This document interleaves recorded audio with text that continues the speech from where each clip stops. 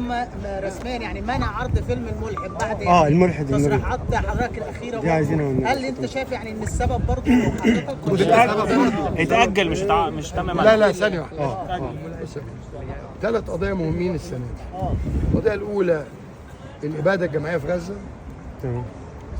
وأنا عملت قبل جنوب أفريقيا شكوى للمحكمة الجنائية الدولية ومحكمة العدل يوم 11/11/23. جنوب أفريقيا بعد بشهر ونص، وبعت كل مشاهد الإبادة. دي القضية الأولى. القضية الثانية بتاعة تكوين، وانا اللي رفعت القضيه ضد هذه العصابه. الولد الملحد تاني ابراهيم عيسى، والولد اخوه ابو رقبه ده اللي انا شغلته في القناه كان ايا كان زباله، حاجه زباله. خلاص ثانيه واحده بيه. هو مراته جات لي قالت لي ده قاعد في البيت ما بيشتغلش وعرفني وبيشبه شكل ابو لامع كده اللي هو محمد احمد المصري، فشغلته. ان انت اكرمت الكريم ايه؟ تمرد. اكرمت الكريم ملكته، وانت اكرمت اللئيم ايه؟ تمرد. هو بيقول لي ده دلوقتي بس بيتحاسب، حساب عسير يعني، هيتحاسب حساب ما فيش، ما عنديش هزار في الحاجات دي. المهم يعني خلاص. فالتكوين انا رفعت القضيه، حصل ايه؟ جه محامي الحكومه في المحكمه قال دول عصابه ما اعرفش دول مين اصلا ومعهمش تصريح. في بعض حبس. تعالى بقى في حبس تعالى في الملحد.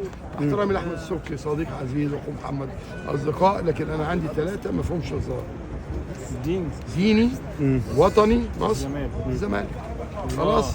كلمني احمد السبكي قال لي احنا اصحاب، قلت له يا سلام يا كريم، ده فيلم بيسيء للدين الاسلامي. هتشوفوا يقول لك شفت البرومو ايش التاريخ اللي انت سمعته؟ ثانيه واحده بس احمد السبكي قال اراهنكم لو المستشار مرتضى منصور شاف البرومو على الطلاق. شفت البرومو؟ طب وايه رايك فيه؟ لا ده حاجه يا جماعه. بص يا بيه،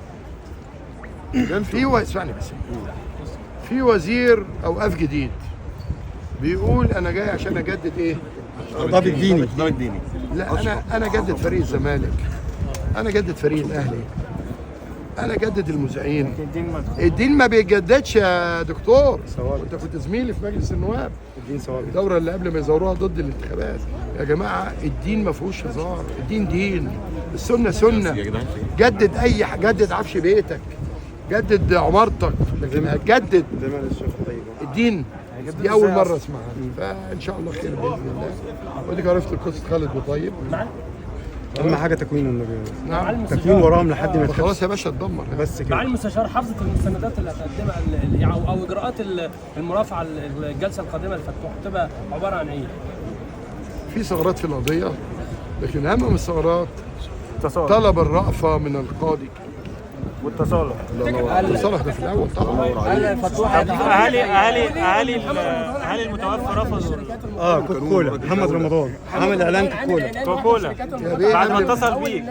اسمع قبل محمد رمضان لجنه العار عامله اعلان على فانيلات الزمالك فريق الوطنيه والكرامه ونادي الوطنيه والكرامه. بس محمد رمضان تكلم على غزه من 15 يوم. محمد رمضان كان ليه فيديو سابق يا باشا بيجي محمد رمضان. انا بتكلم عن النادي اللي انا كنت رئيسه في يوم من الايام 5 دورات ورا بعض. تمام. لعيبتي لما بشوفها في الملعب، عشان كده بقول للجمهور قطعوهم، ما تروحوش تتفرجوا على لعيبه اصلا. حتى كوكولا دي في ازمه في ثانيه، كوكولا دي بتعمل ايه؟ كوكولا دي انت بتمولها بفلوس بيقتلوا بيها اولادنا. طب ما غير كوكاكولا يا معالي المستشار سور النادي كله براندات مقاطعه. انت تقول انا ما تقول لي الوقت حسين كشري حصل ده مع المستشار. كنت هتسيب يا بيه. انا ليا فيديو اشتكوني في وزاره الخارجيه، قلت لو طلت نتنياهو هقتله. بالفعل. تقول لي هتصرف ازاي؟ اكتر من تصريح. مع المستشار لو في عهدك وحصل حادثه حاجه